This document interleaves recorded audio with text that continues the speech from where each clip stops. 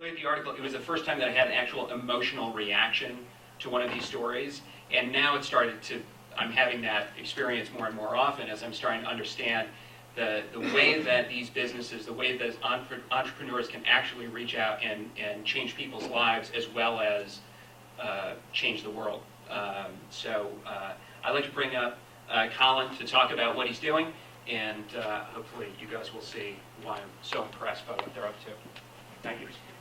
Oh, and I also wanted to mention, Colin is also a veteran of the U.S. Marine Corps, and we want to thank you for your service. Thank you.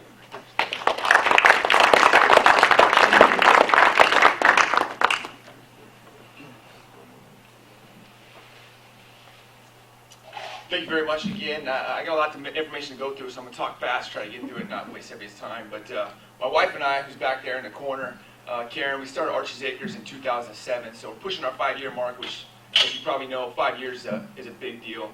And I'd like to thank Don while we're here. Don is from Whole Foods. He's the first buyer to actually give us a chance to get our product in the stores and start selling back almost 5 years ago now. So Archis Acres, we're located in Valley Center, more towards Escondido. What we do, obviously, we're a farm, but why are we a farm?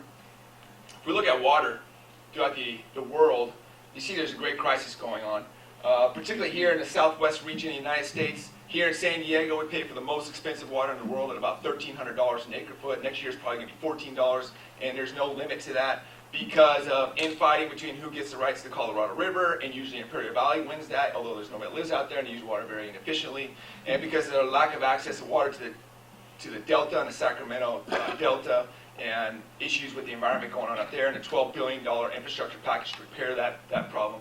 Meaning we're going to have less water in the state of California, which is the largest agricultural producer in the world.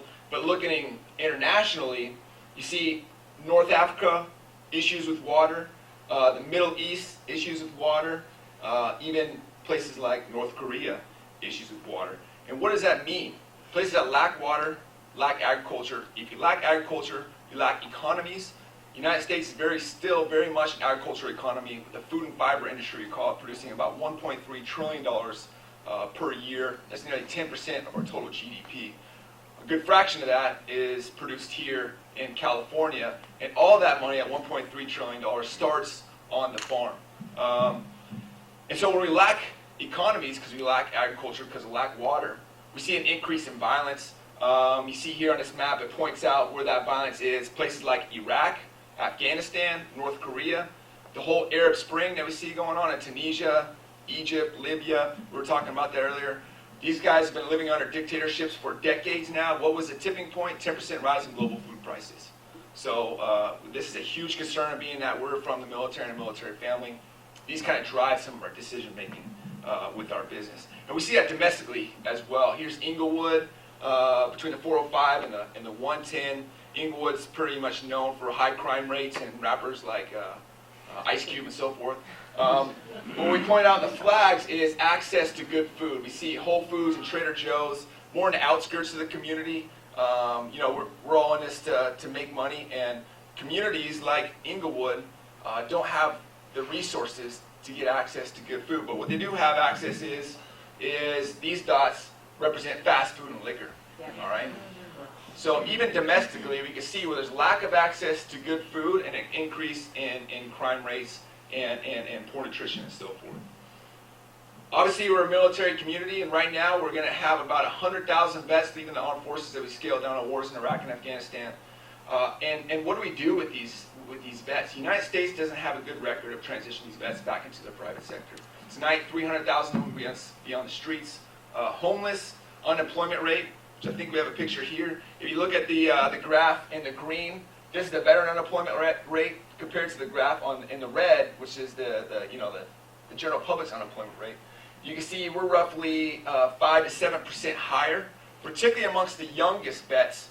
And the reason why that's the biggest concern is because those guys that enlisted were asked to go to Iraq or Afghanistan 2-3 times, did their time and got out, and now they don't have a job. Now they're homeless, they're unemployed.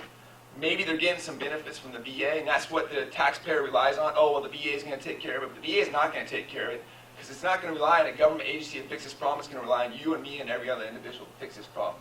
And my opinion is that we owe it to the vets to take care of that problem. individually. So what we're trying to do is addressing a need. You see here's Archis Acres, or a view of Archis Acres. We have about roughly 10,000 square feet of hydroponic systems. Hydroponics, hydro means water, ponos means labor, so it literally means labor works. We take the crop out of the soil and we essentially suspend the crop in the irrigation system. One thing that we do very unique at Archis Acres, we're certified organic. Most hydroponic systems are known for using synthetic salts to feed their crops. We use organic techniques primarily derived from compost teas, which you guys heard about earlier, to drive our food for the crop. All plants need the same thing, whether you're going organically or synthetically. They all require the same requirements. So we just derive our plant food through organics using hydroponic systems. What does that give us? Again, you heard this already tonight. Up to about 90% more water efficiency, 70 or so % less threat of disease and pests, because most of them are soil-borne, which means less need for pesticides and herbicides, no threat of agricultural runoff contaminating groundwater sources like nitrates and so forth. That even happens with organic farms in some cases. Less need for labor, and if you look at countries that use hydroponic farming more, like the Dutch, Canadians, Israelis, not only do they need less labor per square foot, but the labor they do have make far more than agricultural laborers here in the United States, which make roughly about $9.50 an hour on average. You go to those places that are making $20 in excess for those farm laborers. Why? Because the jobs they're doing are more intellectual, I guess, type jobs. It's not just the shovel type work, but they actually have to understand the science, the technology that they're using. And we think the veteran community is a perfect fit for this. Here's our systems right here. We're big fans of the nutrient film technique, essentially where you're suspending the roots directly in the water. We brought these pipes in from Australia, but we're in the process of developing our own NFT system here in San Diego, American-made, and we're looking at shooting that out, hopefully, this coming year. So we developed the VSAT program to not only tackle the agricultural issues that we've been talking about tonight, but to try to tackle the veteran unemployment rate as well. So veterans, or VSAT stands for Veteran Sustainable Agriculture Training Program.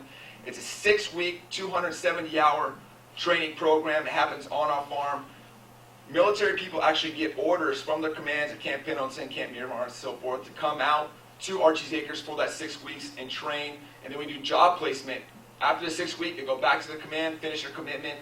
When they separate from the Marine Corps, the Navy, or the case may be, we actually help do job placement through various industries like Toro and John Deere Water, all located here in San Diego, a network of farms that we work with.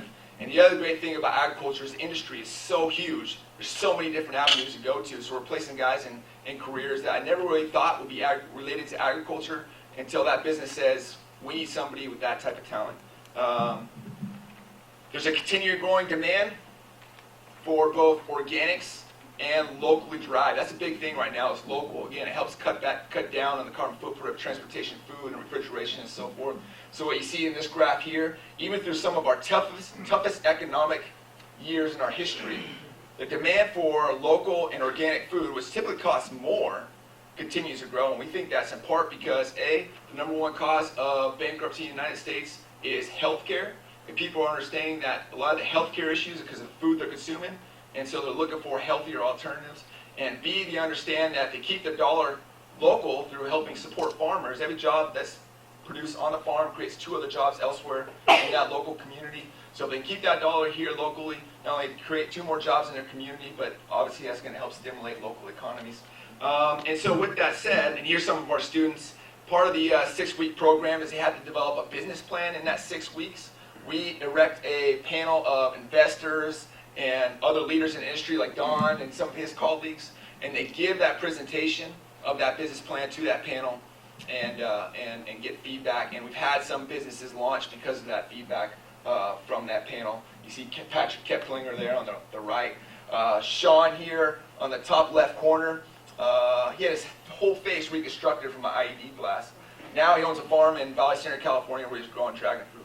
Very excited about that. He's about to separate here in the Marine Corps pretty quick.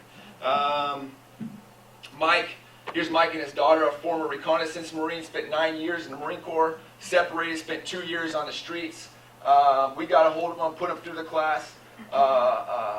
One of the investors on the panel really liked his business plan, which was dang hot sauce. and you'll be seeing this in Whole Foods hopefully in the next weeks. The best hot sauce on the planet. Tapatio, Tabasco, doesn't stand a chance. Certified organic, all raw, gluten-free, all those good stuff. By spending just a couple bucks to buy this hot sauce, you're going to change this person's life. You're going to put his daughter through school, and who deserves it more than a guy that spent 9 years, most of the time, overseas defending this country? And all it takes is that small investment to make your food taste better. And you're going to need this stuff. This stuff's addictive. But the other thing we're working on, I'm very excited about this, is our Ag Vet Leasing Project. And what we're doing is we're taking the model of Google or Solar City, where Google essentially invested $300 million in a group that Solar City uses to buy equipment and install it, solar equipment on people's houses without the homeowner going in debt. It's actually a lease agreement. So we're taking that same model with our partners, Diego, who's here tonight, and his wife, Yvonne, created the Vet Leasing Project. The Vet Leasing is a group that's going to take private investment. We're going to build greenhouses in various communities throughout the United States, 1-acre greenhouses that have the potential of producing $1 million to $1.6 million per acre. We're going to train a returning Iraq or Afghanistan vet to take this project on with a lease agreement of Archis Acres. Archis Acres will ensure quality, will help them along with any of the things that they may need done. And we hope to be the first national farm model with all local, with a local footprint, meaning we're going to have a greenhouse hopefully in LA, and it's only going to serve those communities in that part of LA. We're going to have a greenhouse in San Francisco, it's only going to serve those communities in San Francisco. It's going to make vets entrepreneurs, we're going to employ people in that community, and hopefully we're going to do a lot of good things. And so we're very excited about that. We hope to be launching that this year as well. With that said, stand by. We're coming, and thank you very much.